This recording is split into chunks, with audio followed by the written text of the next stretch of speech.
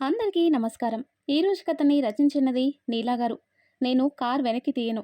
నేను నా అత్త కొడుకు పెళ్లికి వచ్చాను. పెళ్లి చూసే హైదరాబాద్ వస్తాను. నీకిష్టం లేకపోతే నువ్వెళ్ళు అని కార్లో నుండి దిగుతాడు. ఏం చేసే వీలు లేక కార్లో నుండి దిగుతుంది. ఇంటి లోపలికి అడుగు పెడుతుంది. మురళి ఎదురు వస్తాడు. అక్క, ఎలా ఉన్నావు? నువ్వు రావనుకున్నాను.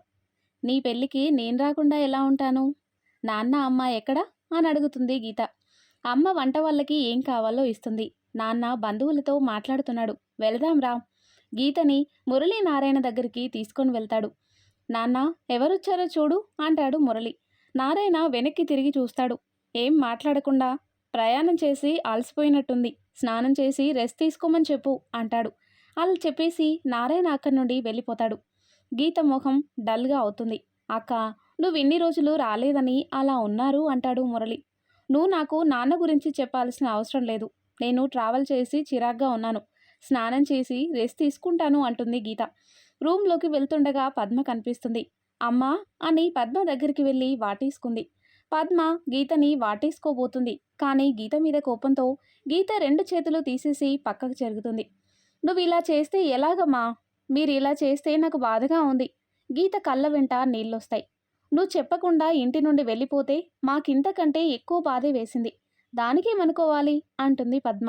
ఇంకోసారి చెప్పకుండా వెళ్ళనమ్మా, ప్లీజ్ నాతో మాట్లాడమ్మా, నా బంగారం బుజ్జి అంటుంది. ఈసారి ఇలా చేస్తే కాళ్ళు చేతులు విరగ్గొట్టి ఇంట్లో కూర్చోబెడుతున్నాను, ఏమనుకుంటున్నావో అని గీతని దగ్గరికి తీసుకుంటుంది. ఎప్పుడు తిన్నావో ఏంటో, రెడీ అయ్యిరా, భోజనం చేద్దుగాని. నాన్న కోపం కూడా తగ్గించి అప్పుడు తింటాను అంటుంది. అలా నారాయణ గదిలోకి వెళ్ళి బెడ్ మీద కూర్చుంటాడు. గీత గదిలోకి వస్తుంది. నాన్న అంటుంది. మొహం తిప్పుకుంటాడు నారాయణ. నారాయణ దగ్గరికి వెళ్ళి మోకాల మీద నిలబడి, నాన్న నాతో మాట్లాడండి ప్లీజ్, మీతో మాట్లాడకుండా నేను ఉండలేను అంటుంది. అందుకే 3 సంవత్సరాలైనా ఒక ఫోన్ చేయడం కూడా లేదు అంటాడు నారాయణ. మీరు ఫోన్ చేస్తే నేను ఎక్కడున్నానో తెలుసుకొని మళ్ళీ బలవంతంగా పెళ్లి చేస్తారనే భయంతో చేయలేదు అంటుంది. మేం నీకు శత్రువులం కాదు, ఎప్పుడు నువ్వు క్షేమంగా ఉండాలనుకునే వాళ్ళం. నీ మంచి కోసమే ఏదైనా చేసేది. నీకు నచ్చకపోతే, నువ్వు సుఖంగా ఉండవనుకుంటే నీకు నచ్చని పెళ్ళి మేమేలా చేస్తాము?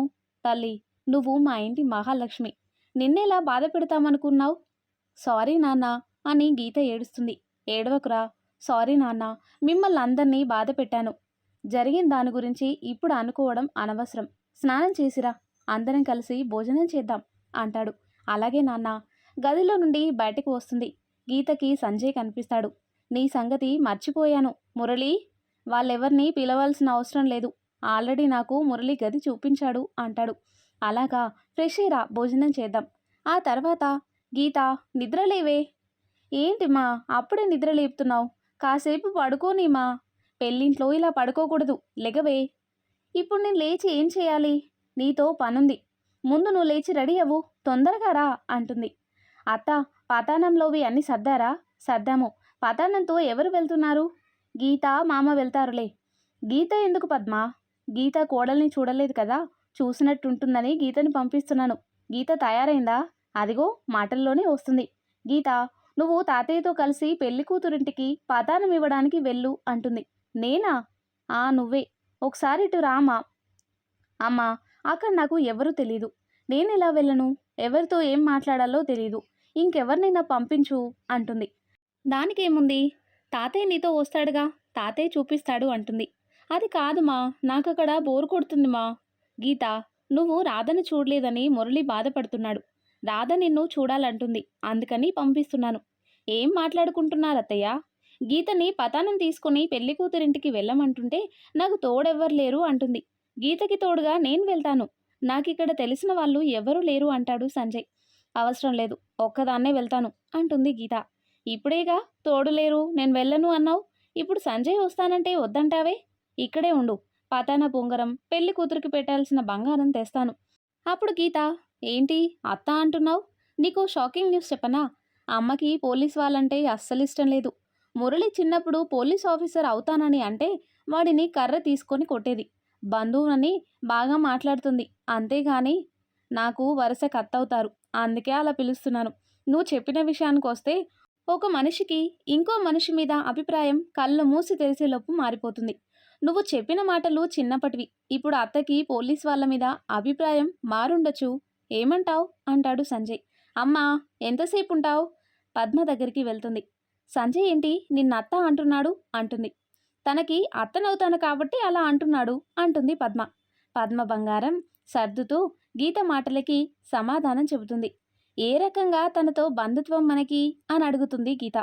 ఆ మాటకి ఏం సమాధానం చెప్పాలో తెలియక పద్మ తడబడుతుంది. చెప్పు అంటుంది గీత. చెప్పినా నీకేం అర్థమవుతుంది? ఎప్పుడైనా పెళ్ళికి బంధువులింటికి వచ్చావా? నాకు ఇంట్రెస్ట్ లేదని ఇంట్లో కూర్చుంటావు. నీకెవరు తెలుసని చెప్పను అంటుంది. ఏం కాదు చెప్పు, అర్థం చేసుకుంటాను అంటుంది గీత. అది సంజయ్ మీ చిన్నత్త వాళ్ళ ఆయన నాన్నమ్మ పెద్ద నాన్న కూతురి మూడో కొడుకు పుట్టిన రెండో కొడుకి కొడుకు. ఆ రకంగా సంజయ్కి అత్తనయ్యాను అంటుంది.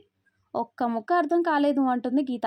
అర్థం కాలేదుగా, ఈ బంగారం తీసుకొని వెళ్ళి రాధా అమ్మకి ఇవ్వు, జాగ్రత్త అంటుంది. నా పక్కన వచ్చేది పోలీస్ ఆఫీసర్ అయితే ఇంకా నాకెందుకు భయం అంటుంది. ఏంటి? అవును, సంజయ్ పోలీస్ ఆఫీసర్ కదా. ఇప్పుడు సంజయ్ని రావద్దని చెబుతుంది. వాడి తిక్క కుదురుతుంది అని అనుకుంటుంది మనసులో గీత. అయితే మరీ మంచిది, ఫుల్ సెక్యూరిటీ, తొందరగా వెళ్ళు, టైం అయిపోతుంది అంది పద్మ. అమ్మ ఇలా అంటుందేంటి అనుకుంటుంది మనసులో.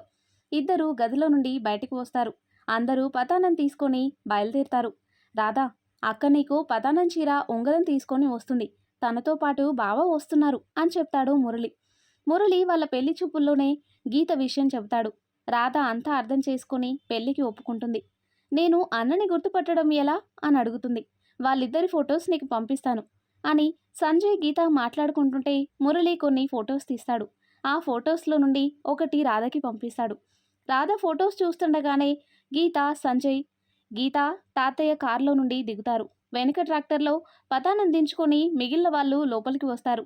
హాయ్ వదినా, నేను రాధను. హలో అంటుంది. ఈయనెవరు, మీ ఫ్రెండా? తన పేరు సంజయ్. బాగున్నారా తాతయ్య? నేను బాగున్నానమ్మా. కూర్చోండి, అమ్మని పిలుచుకొని వస్తాను. అమ్మా, మురళి తాతయ్య అక్క వచ్చారు. వస్తున్నాను, నేను వచ్చేలోపు వాళ్ళు తినటానికి ఏమైనా పెట్టు. అలాగే అంటుంది రాధ. మిగిలిన వాళ్ళని మంచాలు వాల్చి కూర్చోబెడతారు. అందరికీ టిఫిన్ వడ్డిస్తారు. సంజయ్ తాతయ్య వాళ్ళతో కూర్చొని టిఫిన్ చేస్తుంటారు. గీత రాధతో మాట్లాడుతుంది. అమ్మా, గీత ఆలస్యం అవుతుందిరా, వస్తున్నాను తాతయ్య. అంతలోకి రాధ అమ్మగారు చీర కుంకుమ తీసుకొని గీత దగ్గరికి వస్తుంది. ఎందుకు ఆంటీ ఇవి అంటుంది.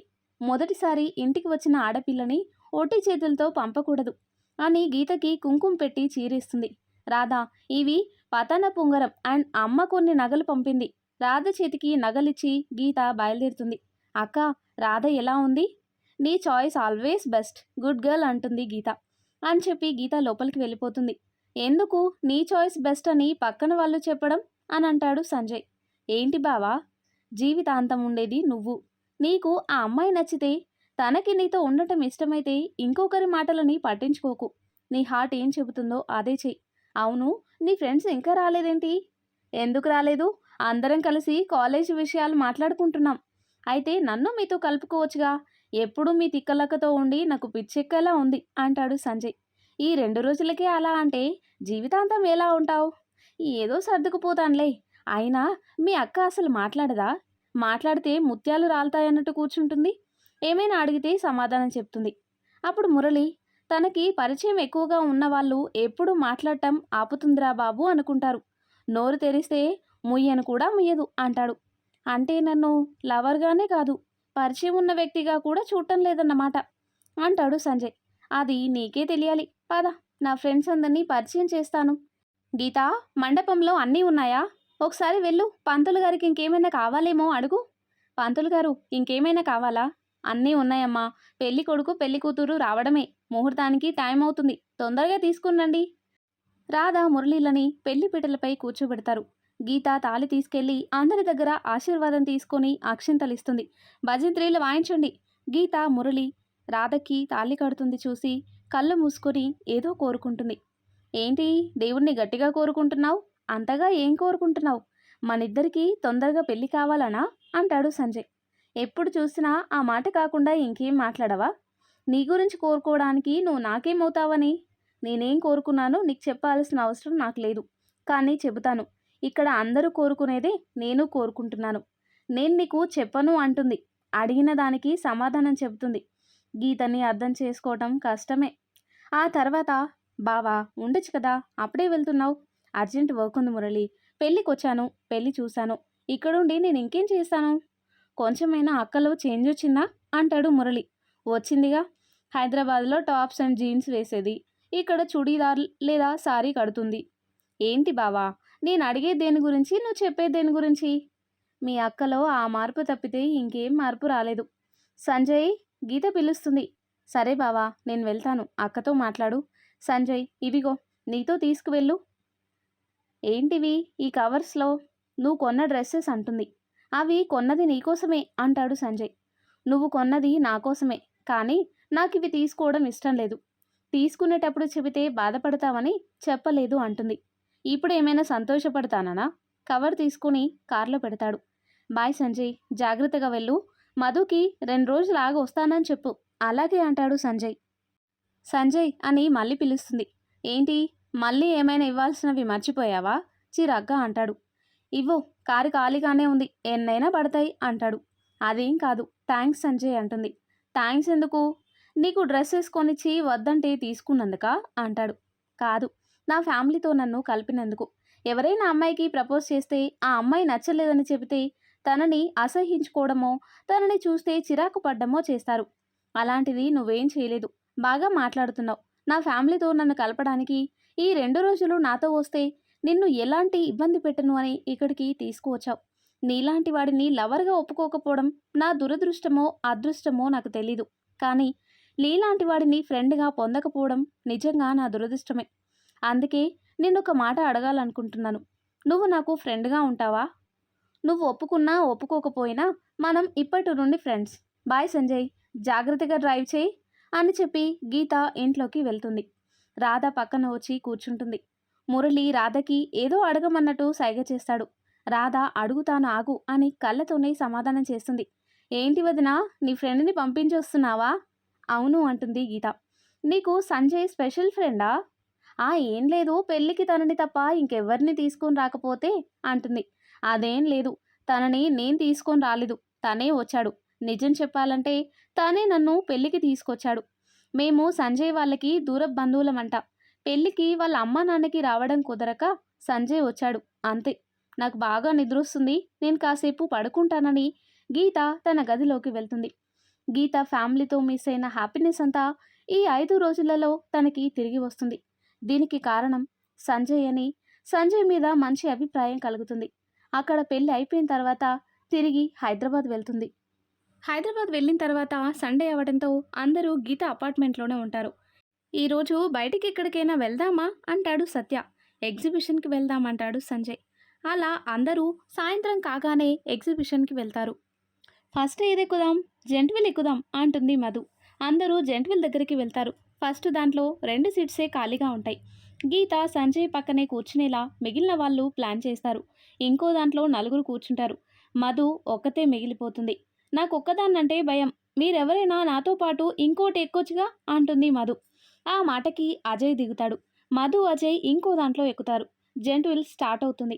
గీత గట్టి గట్టిగా అరుస్తూ ఎంజాయ్ చేస్తుంది. సంజయ్ తన వైపే చూస్తుంటాడు. ఏంటి సంజయ్ అలా చూస్తున్నావు? నిన్న సినిమా హాల్లో చూసిన గీతకి ఇప్పుడు చూస్తున్న గీతకి చాలా డిఫరెన్స్ కనిపిస్తుంది. అందుకని. అదా, నాకు సౌండ్ అంటే పడదు నిజమే, కానీ జంతువులు ఎక్కిన, రంగుల రత్నం ఎక్కిన భయం పోవాలంటే ఇలానే గట్టిగా అరవాలి. అప్పుడు కొంచెం గుండెల్లో భయం పోతుంది. ఇలా చాలా బాగుంటుంది, నువ్వు ట్రై చేయి అంటుంది. ఇద్దరూ కలిసి గట్టిగా అరుస్తుంటారు. వాళ్ళిద్దరితో ఉన్న వాళ్ళు వీళ్ళిద్దరిని చూసి నవ్వుకుంటుంటారు. మధు, ఏం భయపడకు, ఏముండదు, కళ్ళు తెరువు. నేను తెరవను. ఎక్కింది ఎంజాయ్ చేయడానికి, ఇలా కళ్ళు మూసుకొని కూర్చోడానికి కాదు, తెరువు అంటాడు అజయ్. మధు కళ్ళు తెరుస్తుంది. అమ్మో అని గట్టిగా అజయ్ చేతులు పట్టుకుంది.